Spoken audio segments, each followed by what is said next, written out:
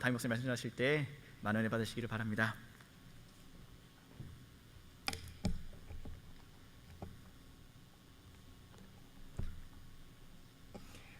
이 자리에 나오신 여러분 한 분 한 분 주님의 이름으로 환영합니다. 하나님의 성령이 우리와 함께 하시는 줄 믿습니다. 제가 목회를 하는 가운데 신앙인들에게 이것만큼은 꼭 필요한 것이다 라고 생각하는 게 있는데, 그것은 영적인 고민입니다. 우리가 신앙생활을 하면서 영적인 고민을 가지는 게 무척 중요해요. 그냥 좋은 게 좋은 거다 이런 식으로 신앙생활을 하는 게 아니라 영적인 고민을 가져보는 거예요. 내 환경이 좋을 때는 좋은 것 때문에 질문을 해보고, 내 환경이 어렵고 힘들 때는 왜 내게 이런 힘든 일이 오게 됐는가 하는 것을 하나님 앞에 질문해보고 자기 자신에게 질문해보는 거예요. 그래서 그 질문에 대한 씨름을 하다 보면은 우리의 영이 자라게 되고 우리의 성품이 자라게 되기 때문입니다. 성경에 보게 되면은 많은 인물들이 이런 영적인 고민, 다른 말로 갈등이라고도 할 수가 있는데, 그런 고민을 하는 가운데 그들이 하나님께 부름을 받은 케이스, 영적인 고민을 하다가,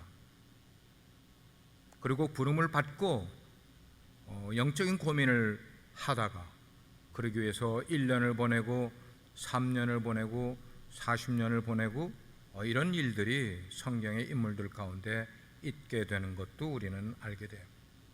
우리 기독교 역사 가운데 획을 그은 종교개혁이라는 게 있는데, 그 종교개혁자인 마틴 루터가 젊은 수도사 시절에 신부가 되기 위한 그런 수도사 시절부터 철저하게 그는 기도와 묵상과 금식과 같은 그런 영적인 고행에 전념을 했습니다. 얼만큼 애를 썼는지 몰라요. 자, 그러는 가운데 마음 가운데 질문이 생기는 거예요. 하나님을 정말 기쁘시게 하기 위해서 나는 무엇을 할 것인가 하는 질문입니다.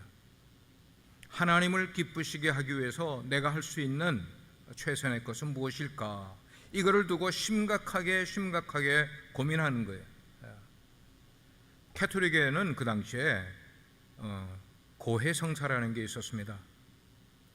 그래서 자기 담당 신부님이 있어서 그 자기 담당 신부님에게 자기에게 있었던 모든 죄악된 것들, 허물들, 이런 것들을 고해를 하는 거예요.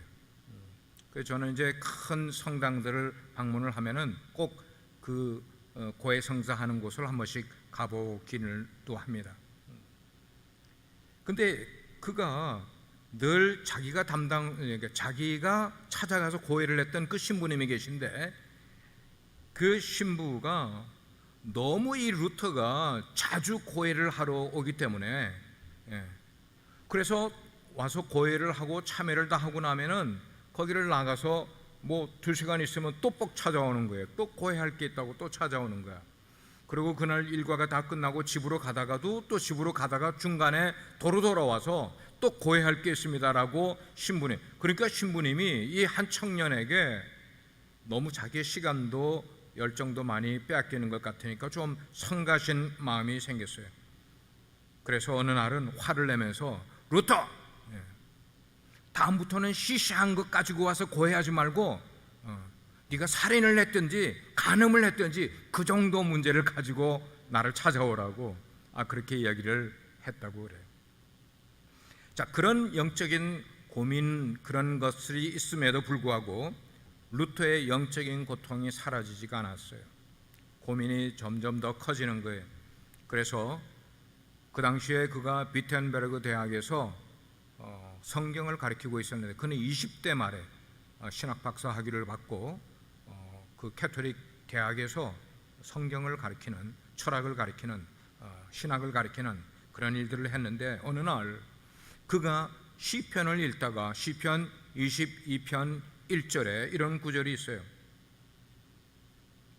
내 하나님이여, 내 하나님이여, 어찌 나를 버리셨나이까? 여러분, 이 구절이 어디서 나오는 거예요? 예수님께서 십자가에 달려 돌아가실 때 마지막으로 하신 말씀 아닙니까? 그런데 이게 시편 22편에 나와 있는 구절이에요. 그거를 예수님이 인용해서 사용하신 거였어요. 근데 그 말씀을 읽으면서 깊은 생각에 빠지게 됐습니다. 하나님께서는 왜 사랑하는 아들 독생자 예수 그리스도를 그가 십자가상에서 내가 아버지로부터 버림받았다는 느낌을 가질 정도로 그렇게 심한 고통을 허락을 하셨는가?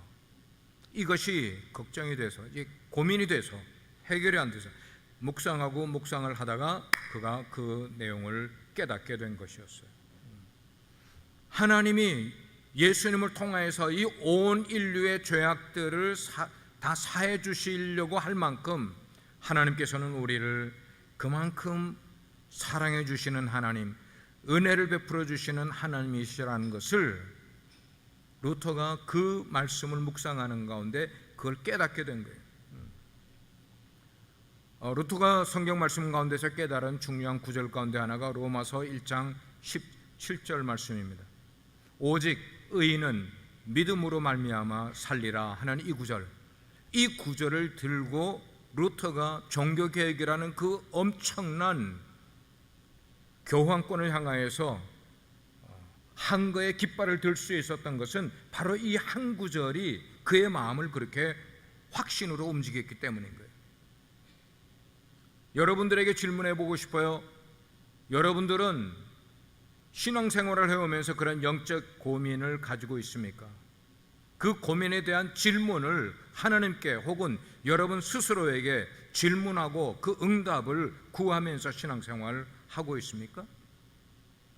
루터는 그때를 생각을 하면서 젊은 시절에 그가 하나님의 말씀이 깨달아지지 못할 때 그 말씀을 가지고 씨름을 하면서 결국 그 말씀을 깨닫게 된 그때를 회상을 하면서 말하기를 마치 그때는 나 자신이 낙원의 문 앞에 서 있었던 것 같았다라고 그렇게 표현을 한 거예요. 여러분, 낙원의 문 앞에 서 있었던 그 표현이 뭐예요? 나는 천국 들어가기 일보 직전이었다 이 말이에요. 얼마나 그때 기쁨이 있었는지.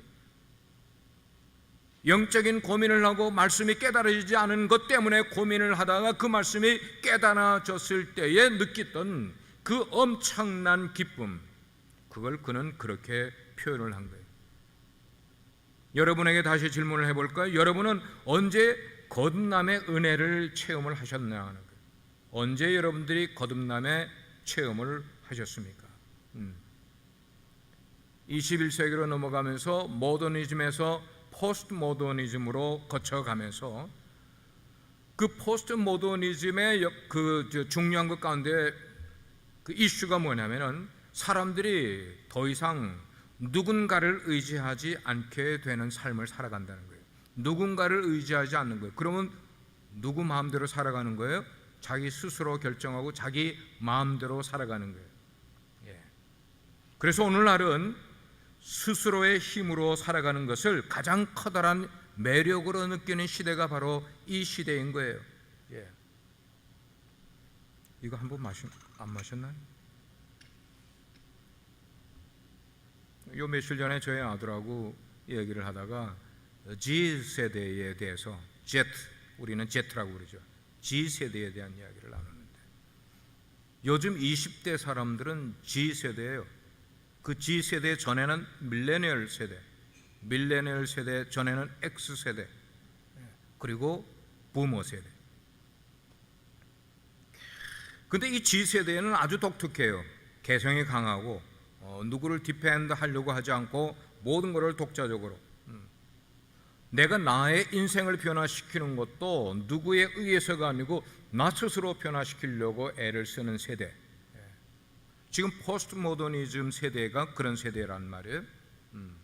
그러니까 교육을 통하여서, 종교를 통하여서 나 스스로 뭔가를 변화시켜 보려고 노력을 하는, 그러나 그 어떤 노력으로도 우리 사람은 근본적으로 변화되지 않는 존재라는 것을 아직까지 그 사람들은 알지를 못하는 거예요.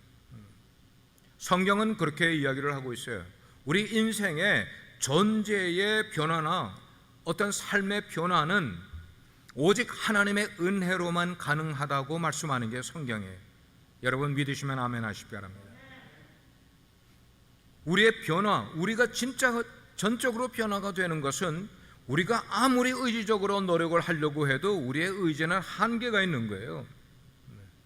여러분 가운데 의지가 좀 다른 사람보다 강한 사람도 있을 거예요. 그러나 나는 의지로 내 삶을, 내 존재를 변화시키려고 노력을 하는 데는 한계가 있다는 거예요. 그 한계에 넘어져 버리고 그 다음에는 시도하지 못하는 사례가 너무나 많아요.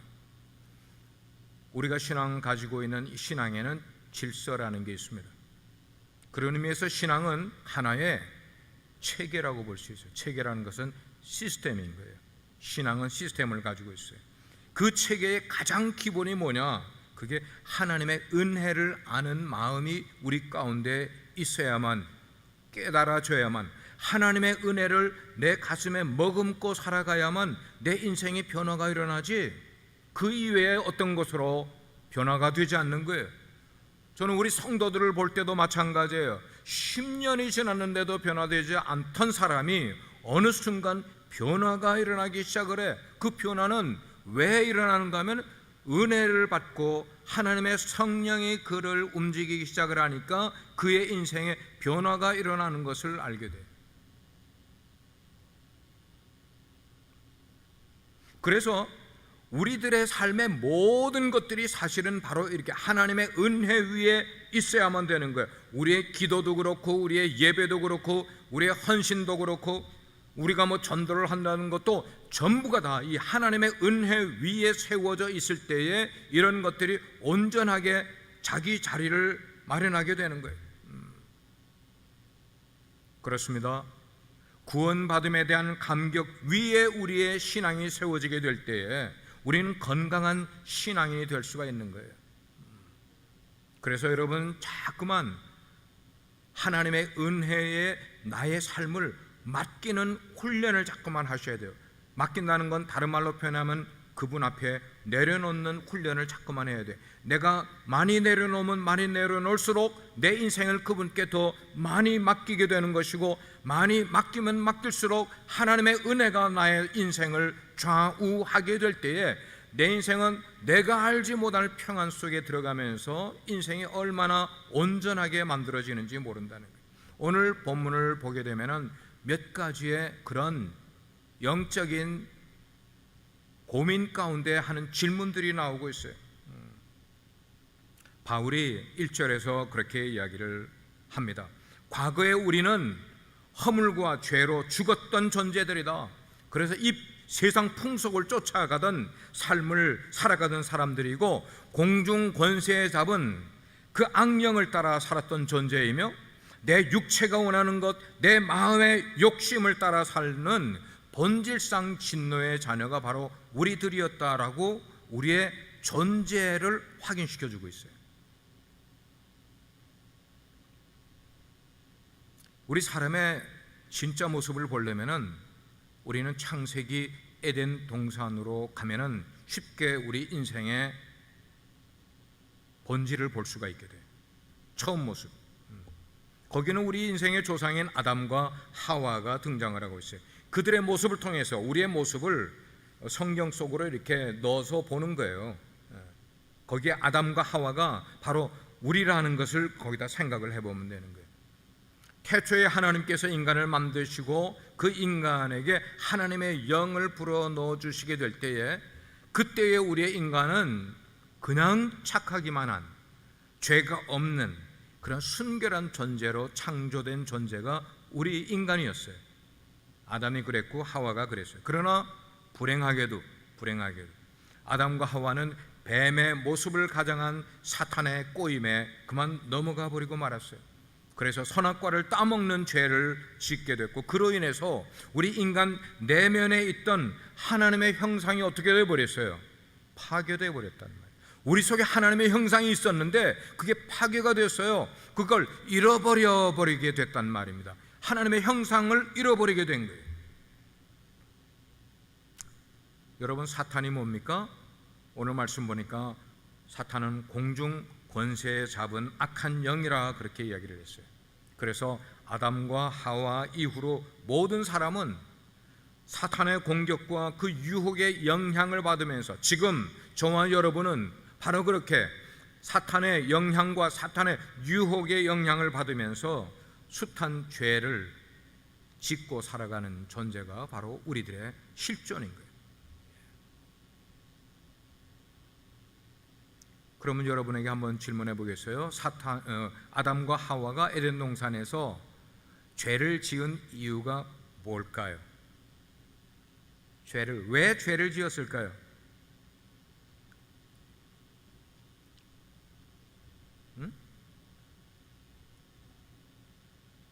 한 단어로 표현하면요, 뭐 때문일까요? 대답 나온 것 같은데 욕심 때문이었어요. 욕심. 그 말은 우리 인간 속에서 욕심을 빼버리면 우리는 그냥 선한 존재. 근데 그 욕심이 우리의 모든 죄의 근원으로 자리하고 있는 것을 보게 돼요. 근데 그 욕심을 사탄이 교묘하게 터치를 하는데, 뭐라고 터치를 하는가 하면 네가 저 선악과를 먹으면 하나님처럼 된다라고 속였어요. 아담이 그걸 먹으면 정말 하나님처럼 될 거를 알고 먹었을까요?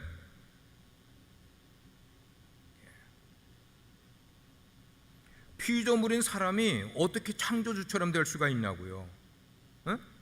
하나님은 창조주이신데 피조물인 존재가 선악과를 따먹으면 창조주처럼 된다는 건가요? 사람은 어리석게도 사탄이 그렇게 꼬일 때 내가 저거를 먹으면 하나님처럼 된다는 그 말에 속아 넘어가서, 왜 속아 넘어갔어요? 하나님처럼 되고 싶은 욕심이 그 속에 있었기 때문에. 그거에 우리가 인생을 힘들고 어렵게 살아가는 이유 가운데는 내 속에 있는 욕심을 제어버리지 않은 것 때문에 죄 속에 빠지게 되고 유혹에 넘어가게 되는 그런 모습들. 그것이 바로 여기서 말하고 있는 육체와 마음의 욕심을 따라 살아가는 인생들의 모습을 성경을 통하여 사도 바울이 그걸 그렇게 이야기를 해주고 있는 거예요. 우리는 죄 지은 이후에 육체와 마음의 욕심을 따라가는 존재가 되어버렸다.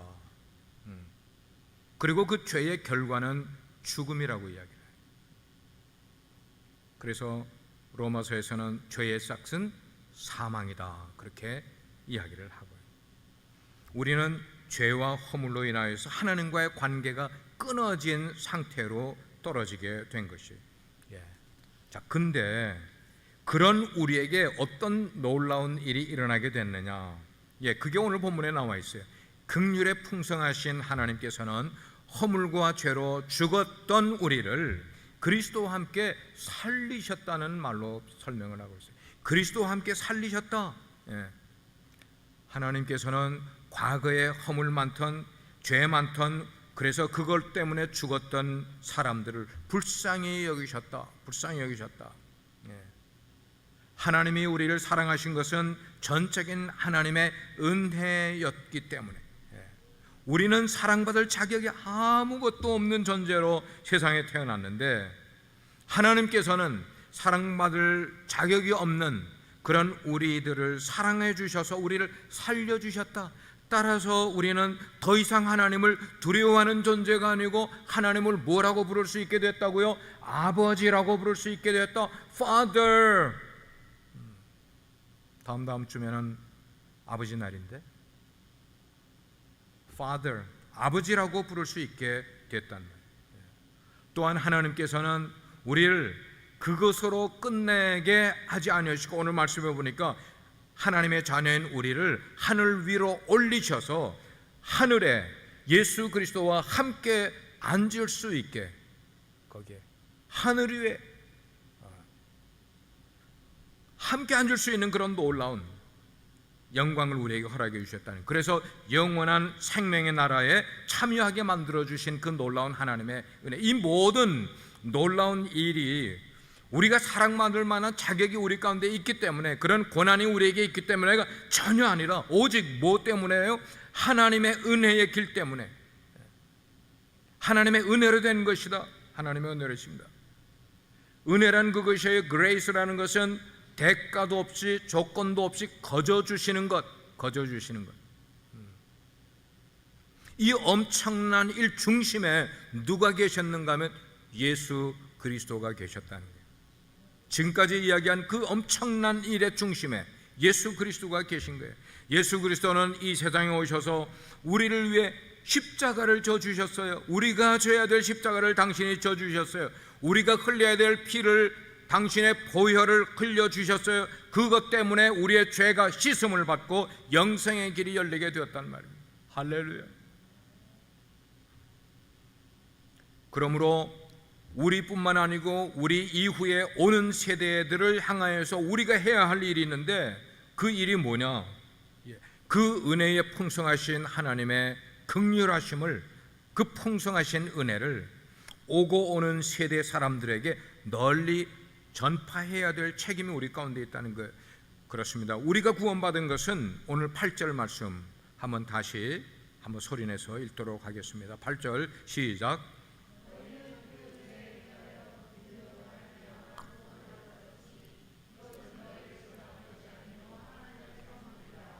중요한 단어들 여기 세 단어가 나왔어요. 그 은혜에 의하여, 은혜라는 단어가 나왔어요. 그 다음에 믿음으로 말미암아, 믿음이라는 단어가 나왔어요. 그 다음에 하나님의 선물이라는 단어가 나왔어요. 우리가 구원에 대해서 이야기할 때 늘 믿음이라는 단어를 많이 사용을 해요. 그 구절을, 그 믿음을 뒷받침하는 성경 구절로 아까 제가 인용을 했던 루터가 은혜를 받았다는 말씀, 로마서 1장 17절 말씀이 나와요. 오직 의인은 무엇으로 말미암아 살리라? 믿음으로 말미암아 살리라. 믿음으로 말미암아 살리라. 그러면 우리가 구원에 이르는 믿음을 어떻게 가질 수 있을까 하는 거예요. 구원에 이르는 믿음. 안수받을 사람들이 시취를 할 때에 꼭 질문하는 질문 가운데 하나가 구원에 이르는 믿음에 대해서 설명해 보시오라고 이야기해요. 전도사로 계시다가 목사로 안수받는 분에게 꼭 질문하는 거예요. 구원에 이르는 믿음이 무엇이한가에 대해서 설명해 보십시오.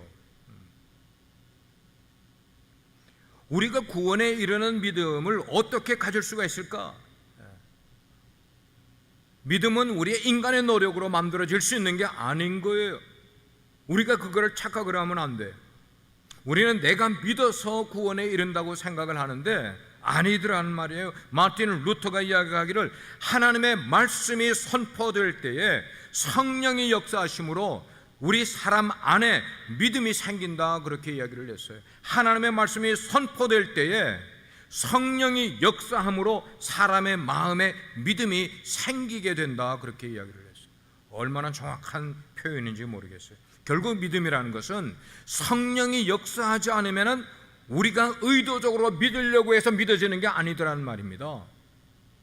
여기 계신 성도님들, 제가 알기로는 10년 이상 다 되신 분들 아니에요? 여러분들 교회를 다니면서 3년 되고 5년이 됐는데 믿음이 생기던가요? 믿음이 그냥 생기던가요?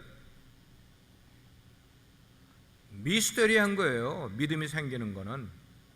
왜 미스터리한가 하면 성령이 역사해 주지 않으면 우리가 의도적으로 노력하고 애를 쓰고 섬기고 교회 봉사 많이 하고 한다고 해서 믿음이 생기는 게 아니더란 말이에요. 믿음은 성령이 우리 가운데 역사하시게 될 때에 믿음이 우리 가운데서 생기게 되는 거예요. 우리 인간의 지식으로 생기는 것도 아니고 경험으로 생기는 것도 아니고 어떤 결심을 한다거나 다짐을 한다거나 내가 선하게 살려는 노력, 그런 것 때문에 믿음이 우리에게서 생기는 것이 아니라 믿음은 우리 안에 성령이 들어오셔서 이루시는 역사가 바로 믿음이라는 거예요. 그러므로 여러분, 믿음을 갖기 원하시면 무엇을 찾아야 되겠어요? 무엇을 구해야 되겠어요? 성령이여 내 안에 오셔서 내 속에 오셔서 역사해 주십시오라고 기도해야 되지 않겠어요? 그러면 믿음이 생기게 되는 거예요. 믿음이 자라게 되는 거예요. 성령님 때문에. 바울은 이 믿음을 뭐라고 표현했는가 하면 하나님의 선물이다. The gift of God. 하나님의 선물이라고 그래서 그 말이 얼마나 정확한 대답입니까? 선물은 뭐예요? 선물은 거저 주시는 거잖아요. 내가 없는 건데 누군가로부터 내가 받는 거잖아요. 믿음을 하나님의 선물이라고 그랬네. 하나님이 주셔야 되는 거구나, 믿음은. 그렇기 때문에 네가 믿음이 있느냐? 그 믿음 있는 것 때문에 너 스스로 자랑할 것이 못되니라 라고 말씀을 하고 있는 거예요. 왜? 내가 선물로 받은 건데 그걸 어떻게 내가 자랑할 수 있겠냐는 거예요. 선물로 받은 것 자체는 내가 자랑할 수가 있지만 그것을 내가 자랑할 수 없는 거예요. 왜? 믿음은 하나님이 주신 거지 내가 만드는 게 아니기 때문에. 바로 하나님의 은혜. 따라서 우리는 이 놀라운 하나님의 은혜를 오는 세대, 우리 이후의 사람들에게 전해야 된다는 거예요. 그것이 구원받은 사람들의 사명이 바로 거기에 있는 거예요. 적용 하나 드리겠습니다. 그렇다면 오늘 말씀을 우리에게 적용을 해봐야 되겠는데, 여러분 지금까지 여러분들이 살아오시면서 하나님의 은혜를 의지하지 않고 내 경험과 내 방법과 내 실력으로 인생 탑을 쌓으려고 했던 일 있어요, 없어요? 영미 집사님 있어요? 크게 대답하신 것 같은데? 그러신 적이 다 있어요?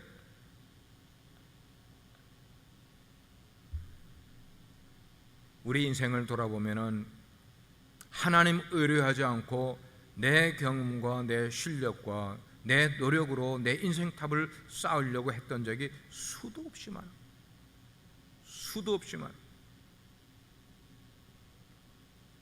자, 그렇게 살았을 때의 결과가 어떻든가를 여러분 스스로 한번 여러분의 인생을 돌이켜 보시길 바랍니다. 여러분 가운데 자존감이 다른 사람들보다 유달리 강하신 분들이 있어요. 제가 누구라고 얘기는 하지 않겠지만, 그래서 내가 눈동자를 그분에게도 가지지 않겠지만 자존심이 유난히 강하신 분들이 계세요.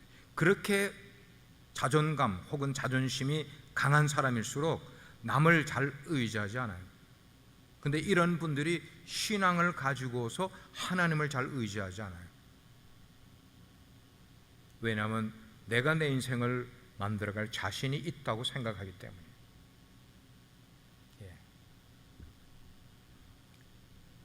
어떤 사람들은 우리 기독교를 약자들만 믿는 종교라고 생각하는 사람들도 많이 있어요. 약자들, 자기가 인생을 살기가 어려우니까 자꾸만 하나님께 빌기 위해서 신앙을 가지는 사람들이라고, 그리고 그런 종교가 기독교라고 생각하는 사람들도 많이 있어요. 그래서 자기 절제와 자기 통제를 하고 철학과 각종 사상들을 내가 섭렵을 하게 되면은, 그런 것들이 내 인생에 꽉 차 있게 되면은 그것들 때문에 내가 구원에 이를 수 있을 것이다 라고 지식적으로 생각하는 사람들이 예수님 때도 있었고 기독교 역사 속에, 그리고 지금도 그런 사람들이 있어요. 그러나 그런 사람들일수록 한계를 만나게 되면 쉽게 꺾이는 인생이 된다는 것입니다. 그런 사람들일수록. 우리 기독교인들 가운데도 이런 성향을 가진 분들이 종종 계셔요. 이분들은 하나님께 헌신을 하게 될 때도 자기 자신 때문에 헌신을 하는 거예요. 봉사하는 것도 그렇게, 전도하는 것도, 헌금하는 것도, 모든 것도 다 자기가 하고 싶어서 하는 그런 일들. 그것 때문에 하나님께 나는 더 가까이 나아갈 수 있다고 생각하고, 그것 때문에 나는 구원을 받을 수 있다고 생각하는 거예요. 우리 기독교 역사에 교부 시대라고 있었는데, 그때 펠라기우스라는 교회 리더가 한 사람이 있었어요. 펠라기우스. 근데 이 사람은 우리 인간은 태어날 때에 죄를 짓기 전에 아담과 같은 모습으로 태어난다, 그렇게 이야기를 해요. 여러분들의 신앙으로 한번 들어보세요. 우리가 인간이 태어날 때는 아담으로부터 원죄를 이어받지 않고 아담이 원래 죄짓기 전의 모습처럼 우리도 그렇게 태어난다. 그렇기 때문에 어린 아이 예를 들어서 그런 유아가 한 번도 죄를 짓지 않은 어린 아이일 경우에는 예수님의 십자가, 즉 다른 말로 표현해서 예수님의 은혜, 하나님의 은혜가 없어도 구원을 받는다. 그렇게 주장을 했어요. 맞아요, 틀려요? 태식 집사님, 헷갈렸어요?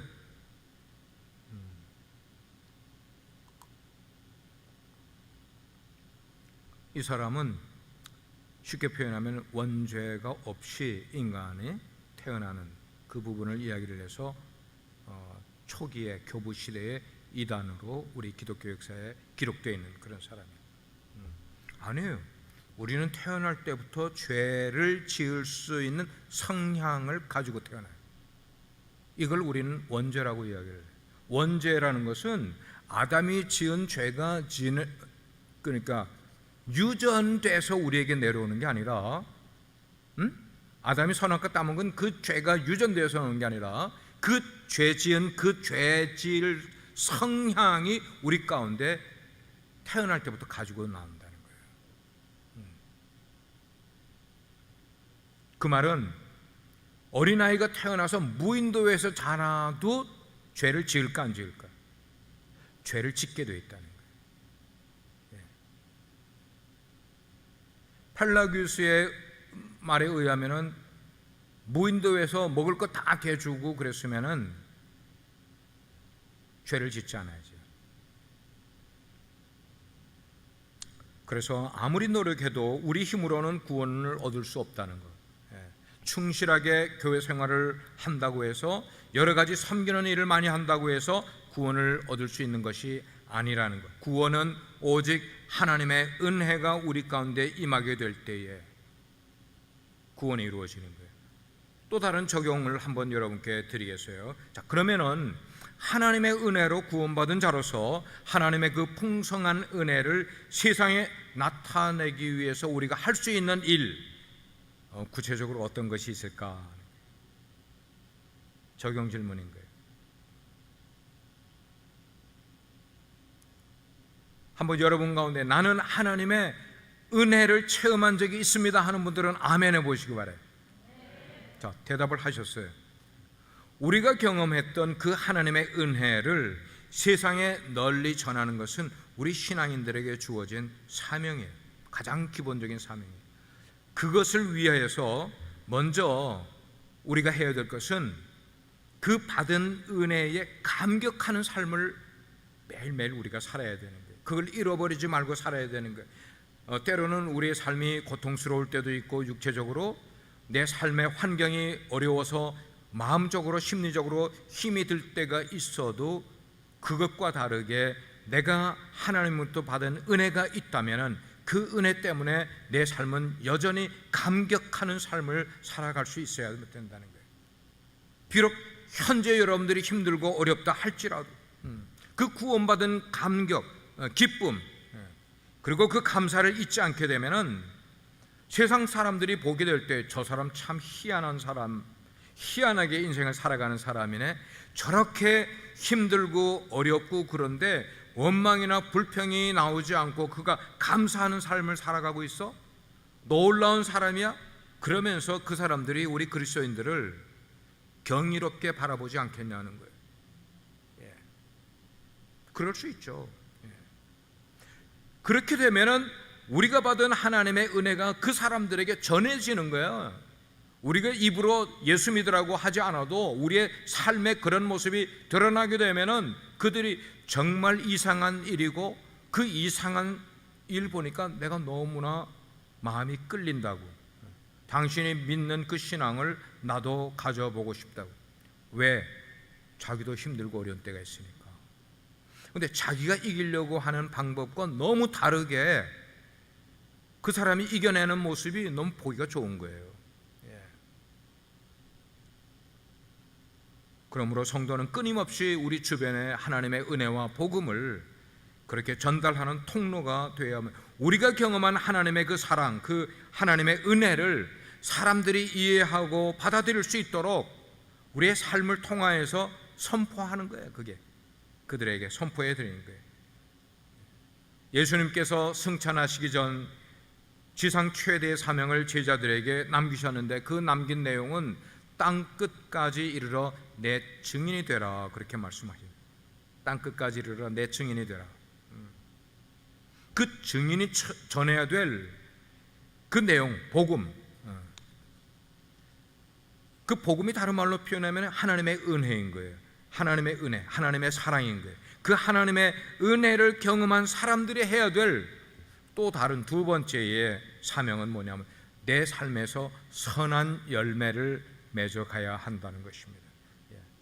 우리가 내 삶에서 선한 열매를 맺게 되면은 그것을 보는 사람들이 선한 열매가 누구 때문에 맺히는 것을 그들이 알게 되는가 하면 하나님 때문에, 하나님을 믿는 믿음 때문에 우리들의 삶에 그런 열매가 맺히는 것을 보면서 신기하게 여기는 거예요.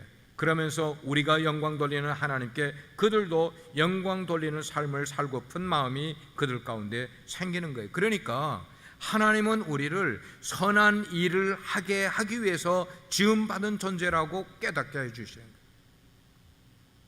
우리가 신앙생활하면서 많이 사용하는 단어들 가운데 믿음이라는 단어, 사랑이라는 단어, 구원이라는 단어, 은혜라는 단어,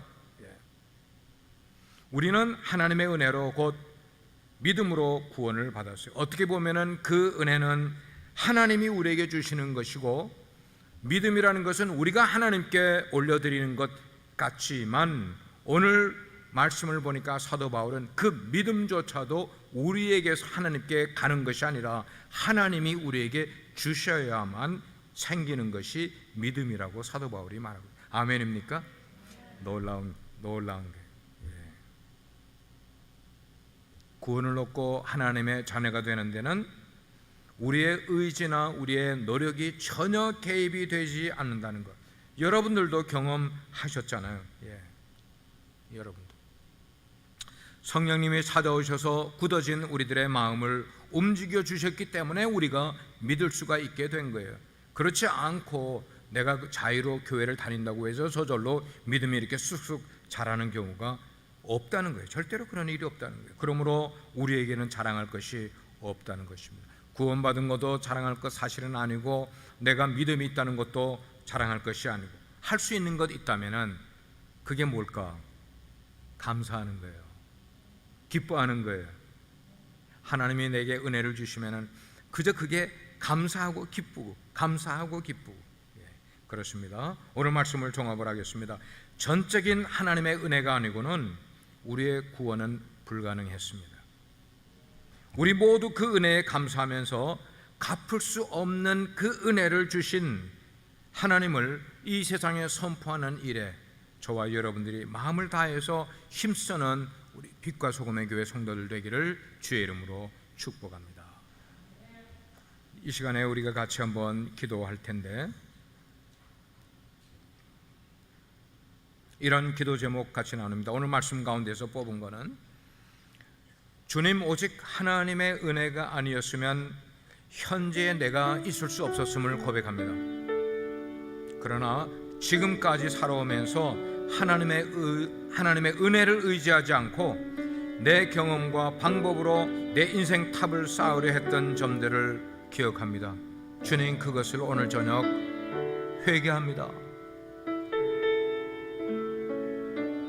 주님의 은혜를 생각지 않고 내 인생을 내 힘과 노력과 경험으로 탑을 쌓으려고 했던 점, 주님 앞에 내려놓고 회개합니다. 하나님의 은혜로 구원받은 자로서 그 하나님의 풍성하신 은혜를 세상에 나타내기 위해서 제가 구체적으로 할 수 있는 일이 무엇인지를 성령님 가르쳐 주십시오. 주님, 저의 삶에서 선한 열매를 맺음으로 저의 열매 맺는 삶을 보면서 사람들이 하나님께 영광 돌리는 일이 생겨날 수 있도록 기도합니다. 우리가 이런 같은 내용입니다만 하나님의 은혜, 오직 하나님의 은혜로 내 구원도 내 믿음도 그래서 내 인생을 내가 스스로 만들어 가려고 했던 것들을 다 주님 앞에 내려놓고 회개하고, 주님, 제 삶을 통하여 선한 열매가 맺혀짐으로 그것을 보고 사람들이 하나님께 영광 돌릴 수 있게 도와주세요. 우리가 주여 한번 외치고 같이 한번 기도하는 시간 갖겠습니다. 주여, 아버지 하나님, 아버지 하나님, 우리의 연약함을 주님 앞에 내려놓고 주님께 기도합니다. 하나님이여, 우리를 붙들어 주시옵소서. 우리의 연약하고 변덕스러운 마음들을 붙들어 주시옵소서. 하나님께서 우리의 존재의 변화를, 우리의 삶의 변화를 원하시는데, 그것은 우리의 자의로 되는 것 아니라 절대적으로 성령님이 우리 가운데 들어오셔서 역사하셔야만 그런 일이 일어남을 우리로 깨닫게 해주신 것,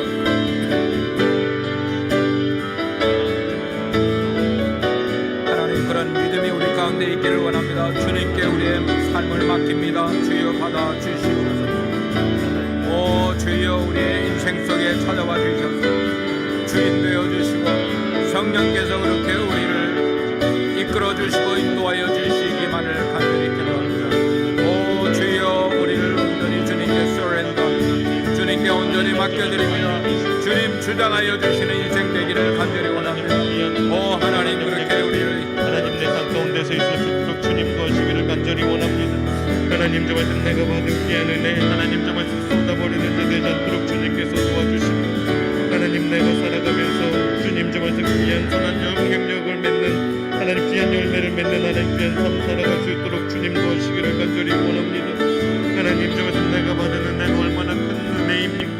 하나님 절대로 망각하는 자 되지 않도록 주님께서 도와주시고, 하나님 내가 믿을 수 있는 것도, 하나님 내가 신앙생활 할 수 있는 것도 좀 하나님의 은혜였음을 하나님 내가 기억하는 자 될 수 있도록 주님 도와주시기를 간절히 소망합니다.